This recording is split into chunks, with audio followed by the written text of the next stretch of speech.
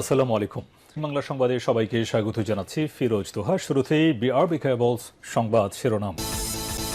আবার মধ্যপ্রাচ্যে ভয়াবহ তৃতীয় বিশ্বযুদ্ধ শুরু হয়ে গেছে।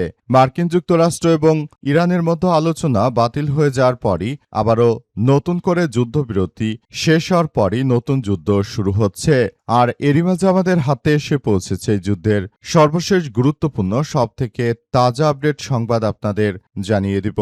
প্রথমে জানাবো, হরমুজ ইস্যুতে ইরানের সঙ্গে আলোচনা শুরু করেছে ইউরোপের দেশগুলো, জানালো ইরানের সংবাদ মাধ্যম। হরমুজ প্রণালী ইস্যুতে ইরানের সঙ্গে আলোচনা শুরু করেছে ইউরোপীয় দেশগুলো আজ। ইরানের রাষ্ট্র টেলিভিশন এই তথ্য নিশ্চিত করেছে। সুনির্দিষ্ট কোনো দেশের নাম উল্লেখ না করে রাষ্ট্র টেলিভিশনের প্রতিবেদনে বলা হয়েছে যে পূর্ব এশিয়ার দেশগুলো হরমুজ প্রণালী পারাপারের জন্য তারা আগে থেকে ইরানের সঙ্গে আলোচনা করছিল। নতুন করে ইউরোপের বিভিন্ন দেশ হরমুজ প্রণালী পারাপারের জন্য ইরানের ইসলামী বিপ্লবী গার্ড বাহিনীর সদস্যদের সঙ্গে আলাপ আলোচনা করছে। এরপর জানাবো, আলোচনা ব্যর্থ হলে আগামী সপ্তাহেই ইরানের তীব্র হামলার প্রস্তুতি নিচ্ছে যুক্তরাষ্ট্র এবং ইসরায়েল। ইরানের সঙ্গে শান্তি আলোচনার কোনো অগ্রগতি না হয় আগামী সপ্তাহের মধ্যে দেশটিতে আবার যৌথ সামরিক হামলা চালাতে পারে ইসরায়েল ও যুক্তরাষ্ট্র। এই লক্ষ্যে দুই দেশই এখন চূড়ান্ত যুদ্ধের প্রস্তুতি নিচ্ছে। স্থানীয় সময় মধ্যপ্রাচ্যের দুইজন উচ্চপদস্থ কর্মকর্তা মার্কিন প্রভাবশালী সংবাদ মাধ্যম দ্য নিউ ইয়র্ক টাইমসকে এই চাঞ্চল্যকর তথ্য জানিয়েছে। এদিকে ট্রাম্পের পরই চীনের পথে পুতিন, চলতি মাসেই সফরের ঘোষণা। মার্কিন যুক্তরাষ্ট্রের প্রেসিডেন্ট ডোনাল্ড ট্রাম্পের বেইজিং সফরের পরপরে আগামী 19 মে দুই দেশের মধ্যে নতুন করে আবারও একটি সম্পর্ক শুরু হচ্ছে। সেই সম্পর্ক হচ্ছে রাশিয়ার সঙ্গে। 19 মে 2 দিনের সফরে চীনে যাচ্ছে রাশিয়ার প্রেসিডেন্ট ভ্লাদিমির পুতিন। আজ এই তথ্য জানিয়েছে ক্রেমলিন। এবারে জানাবো, পাকিস্তানকে বিশ্বের মানচিত্র থেকে মুছে ফেলার হুঁশিয়ারি ভারতের। পাকিস্তান যদি সন্ত্রাসীদের আশ্রয় দেয় এবং ভারত বিরোধী কার্যক্রম অব্যাহত রাখে তাহলে দেশটিকে মানচিত্র থেকে মুছে ফেলার প্রচ্ছন্ন হুঁশিয়ারি দিয়েছে ভারতের সেনাপ্রধান জেনারেল উপেন্দ্র ত্রিবেদী। আজ এক ইন্টারঅ্যাক্টিভ সেশনে তিনি এমন মন্তব্য করেছেন। এবং সর্বশেষ জানাবো, এনসিপিতে দলে দলে যোগদান করছে নেতাকর্মীরা। বিএনপি গণ অধিকার পরিষদ শিবিরের 500 নেতাকর্মী এবার এনসিপিতে যোগদান করেছে। রাজশাহীতে বিভিন্ন দল থেকে প্রায় 500 নেতাকর্মী জাতীয় নাগরিক পার্টি এনসিপিতে যোগ দিয়েছে। আজ রাজশাহী জেলা পরিষদ মিলনায়তনে যোগদান অনুষ্ঠানের আয়োজন করা হয়। রাজশাহী মহানগর এনসিপি এই অনুষ্ঠানের আয়োজন করে। অনুষ্ঠানে বিএনপি গণ অধিকার পরিষদ ও ইসলামী ছাত্র শিবির থেকে এনসিপিতে যোগ দিতে আসা 50 জনকে ফুলের মালা পরিয়ে বরণ করে নেয় নাহিদ ও সার্জিসরা। প্রিয় দর্শক, এতক্ষণ শুনছিলেন সংবাদ শিরোনাম, এবারে বিস্তারিত। তবে তার আগে বন্ধুরা অনুরোধ থাকবে এই সংবাদটিতে একটি লাইক দিন। এই চ্যানেলে আপনি নতুন হয়ে থাকলে আমাদের সংবাদটি দেখতে দেখতে চ্যানেলটি সাবস্ক্রাইব করে রাখুন। কমেন্ট করে বন্ধুরা আপনার মূল্যবান মতামত জানিয়ে দিন আপনি বিশ্বের কোন দেশ থেকে বা বাংলাদেশের কোন স্থান থেকে আমাদের সংবাদটি দেখছেন এবং শুনছেন। আর বন্ধুরা, সংবাদটি আপনার সোশ্যাল মিডিয়া ফেসবুকে শেয়ার করে বন্ধুদেরও দেখার সুযোগ করে দিন। গাজা যুদ্ধে আপনি যদি নিরীহ ফিলিস্তিনিদের ভালোবেসে থাকেন বন্ধুরা, কমেন্টে ইয়েস লিখে পুরো বিশ্বকে আমাদের এই সংবাদটি দেখার সুযোগ করে দিন। এবারে বিস্তারিত। হরমুজ ইস্যুতে ইরানের সঙ্গে আলোচনা শুরু করেছে ইউরোপের দেশগুলো, ইরানি গণমাধ্যমের দাবি। হরমুজ প্রণালী ইস্যুতে ইরানের সঙ্গে আলোচনা শুরু করেছে ইউরোপীয় দেশগুলো আজ। রাষ্ট্র টেলিভিশন এই তথ্য জানিয়েছে। সুনির্দিষ্ট কোনো দেশের নাম উল্লেখ না করে রাষ্ট্রীয় টেলিভিশনের প্রতিবেদনে বলা হয়েছে যে পূর্ব এশিয়ার দেশগুলো, বিশেষ করে চীন, জাপান ও পাকিস্তানের পর আজ আমরা তথ্য পেয়েছি ইউরোপীয়রাও জাহাজ চলাচলের অনুমতি পেতে ইসলামিক রেভলিউশনারি গার্ড কোর আইআরজিসির নৌবাহিনীর সঙ্গে আলোচনা শুরু করেছে। গত 28 ফেব্রুয়ারি যুক্তরাষ্ট্র এবং ইসরায়েল যৌথভাবে হামলা শুরু করার পর জ্বালানি পরিবহনের জন্য গুরুত্বপূর্ণ এই জলপথটি বন্ধ করে দেয় ইরান। গত এপ্রিলে যুক্তরাষ্ট্রের সঙ্গে যুদ্ধবিরতি কার্যকর হলেও এই প্রণালী দিয়ে জাহাজ চলাচল এখনও স্বাভাবিক হয়নি।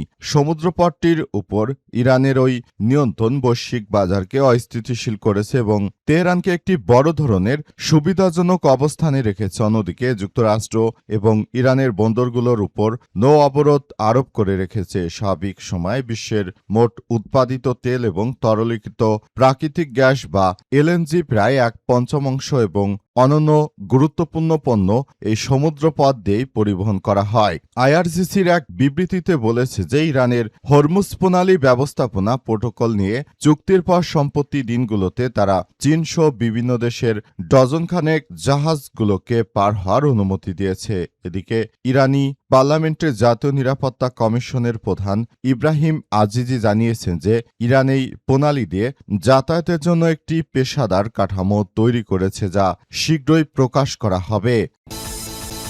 আলোচনা ব্যর্থ হলে আগামী সপ্তাহে ইরানে তীব্র হামলার প্রস্তুতি নিচ্ছে যুক্তরাষ্ট্র এবং ইসরায়েল। ইরানের সঙ্গে শান্তি আলোচনায় কোনো অগ্রগতি না হয় আগামী সপ্তাহের মধ্যে দেশটিতে আবারও যৌথ সামরিক হামলা চালাতে পারে ইসরায়েল ও যুক্তরাষ্ট্র। এই লক্ষ্যে দুই দেশই এখন চূড়ান্ত যুদ্ধের প্রস্তুতি নিচ্ছে। স্থানীয় সময় শুক্রবার মধ্যপ্রাচ্যে দুই উচ্চপদস্থ কর্মকর্তা মার্কিন প্রভাবশালী সংবাদ মাধ্যম দ্য নিউ ইয়র্ক টাইমসকে এক বিবৃতিতে এসব তথ্য জানিয়েছে। তারা আরও জানিয়েছে যে এই কার্যক্রম আসলে চলতে থাকবে এবং সারা বিশ্ব জুড়ে যে কোনো ধরনের সমস্যা মোকাবেলা করার জন্য আমাদের এই কার্যক্রমগুলোকে অবশ্যই আমাদের দেখভাল করতে হবে। আপনারা যদি এই বিষয়গুলোকে স্বাধীনভাবে তদন্ত না করেন ভবিষ্যতে এটি আমাদের সবার জন্য বড় ধরনের একটি সমস্যার সৃষ্টি হতে পারে বলে এমন তথ্য সামনে এসেছে। সেখানে আরও বলা হয়েছে যে শুরু থেকে পর্যন্ত যে কোনো ধরনের কার্যক্রম আমরা চালিয়ে যেতে চেষ্টা করছি, তবে এগুলো যদি সম্পূর্ণ ব্যর্থ হয় তাহলে ভবিষ্যতে প্রক্রিয়া আরও জটিল আকার ধারণ করতে পারে বলে এমন তথ্য সামনে এসেছে। সেখানে উল্লেখ করা হয়েছে যে পুরো মধ্যপ্রাচ্য জুড়ে এখন পর্যন্ত যে ধরনের সন্ত্রাসী কার্যক্রমগুলো তারা চালিয়ে যাচ্ছে সেই সন্ত্রাসী কার্যক্রমগুলো তারা অব্যাহত রেখে মূলত সারা পৃথিবী জুড়ে একটি সন্ত্রাসী কার্যক্রমের সৃষ্টি করতে পারে তারা, এমন তথ্য সামনে এসেছে। যে কোনো ধরনের সন্ত্রাসী কার্যক্রমগুলো প্রতিহত করার জন্য ইরানও পুরোপুরি প্রস্তুত রয়েছে বলে জানিয়েছে ইরানের ইসলামী বিপ্লবী গার্ড বাহিনীর সদস্যরা। পরিস্থিতি যতই খারাপ আকার ধারণ করুক না কেন মার্কিন যুক্তরাষ্ট্র এবং দখলদারদের শায়েস্তা করার জন্য ইরানের ইসলামী বিপ্লবী গার্ড বাহিনীর সদস্যরা তারা পুরোপুরি প্রস্তুতি নিয়ে রেখেছে এবং তারা জানিয়েছে যে আগামীতে একটি সুষ্ঠু সুন্দর পৃথিবী গড়ে তোলার জন্য তারা একে অপরকে নিয়ে বদ্ধপরিকরভাবে কার্যক্রম চালিয়ে যাচ্ছে। আগামীতে তারা সুন্দর পৃথিবী গড়ে তোলার মধ্য দিয়ে সারা বিশ্ববাসীকে তারা জানিয়ে দিতে চায় যে এটি তাদের জন্য অত্যন্ত গুরুত্বপূর্ণ একটি বিষয় হয়ে দাঁড়িয়েছে এবং তারা এই বিষয়গুলোকে অত্যন্ত গুরুত্ব সহকারে দেখছে বলে এমন তথ্য সামনে এসেছে। ট্রাম্পের পরই চীনের পথে পুতিন, চলতি মাসের সফরের ঘোষণা। মার্কিন প্রেসিডেন্ট ডোনাল্ড ট্রাম্পের বেজিং সফরের পরপরে আগামী 19 মে 2 দিনের সফরে চীনে যাচ্ছে রাশিয়ার প্রেসিডেন্ট ভ্লাদিমির পুতিন। আজ এই তথ্য জানিয়েছে ক্রেমলিনের এক বিবৃতিতে বলা হয়েছে যে সফরকালে চীনা প্রেসিডেন্ট শি জিনপিং এর সঙ্গে মস্কো এবং বেইজিংয়ের মধ্যে সামগ্রিক অংশীদারিত্ব এবং কৌশলগত সহযোগিতা আরও জোরদার করার উপায় নিয়ে আলোচনা করবেন পুতিন। এছাড়াও দুই প্রেসিডেন্ট গুরুত্বপূর্ণ আন্তর্জাতিক ও আঞ্চলিক ইস্যুতে মতবিনিময় করবেন। বৈঠক শেষে একটি যৌথ ঘোষণায় স্বাক্ষর করার কথা রয়েছে পুতিন ও শি জিনপিংয়ের। সফরের অংশ হিসেবে চীনের প্রধানমন্ত্রী লি কেয়াংয়ের সঙ্গেও অর্থনৈতিক ও বাণিজ্যিক সহযোগিতা নিয়ে আলোচনা করবেন পুতিন। গত শুক্রবার 15 মে প্রায় এক দশকের মধ্যে প্রথম কোনো মার্কিন প্রেসিডেন্ট হিসেবে চীন সফরের ইতি টানছেন ডোনাল্ড ট্রাম্প। জাঁকজমকপূর্ণ অভ্যন্তরীণ সত্ত্বেও সফর জুড়ে বাণিজ্য এবং ভূরাজনৈতিক নানা অমীমাংসিত ইস্যুতে উত্তেজনা বিরাজ করছে, যার মধ্যে ইউক্রেন রাশিয়ার সংঘাত অন্যতম।